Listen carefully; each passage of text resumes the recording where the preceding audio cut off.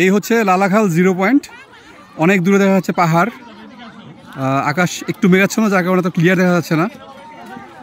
আর এই পাশে ওই যে একটা সাইনবোর্ড দেওয়া আছে, বাংলাদেশের সীমানা এই পর্যন্তই, এর বেশি যাওয়া যাবে না।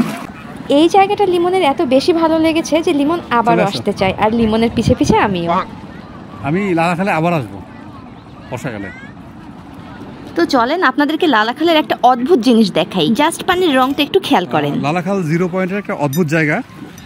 তো এইখানে পানি একরকম, পানিটা যখন একটু সামনে আগায় তখন থেকে হচ্ছে পানির রং চেঞ্জ, একটু সবুজ রং হয়ে হচ্ছে সামনের দিকে পানিটা প্রবাহিত হয়ে যাচ্ছে। তো এখন আমরা ব্যাক করছি লালাখাল থেকে, আবার উঠলাম নৌকায়। আর অ্যাজ ইউজুয়াল লিমন উঠে বসেছে নৌকার ছাদে, আর আমি নৌকার সামনে দাঁড়িয়ে ভিউ এনজয় করছি। উপরে উঠে পড়ো, উপরে উঠো।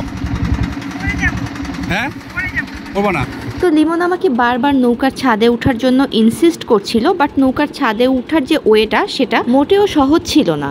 একবার উঠতে গিয়ে 10 বার পিছিয়ে যাচ্ছিলাম। আপাতত এখানে দাঁড়িয়েই ভিউ এনজয় করি, আর আপনাদের সাথে দেখা হবে নেক্সট ভ্লগে।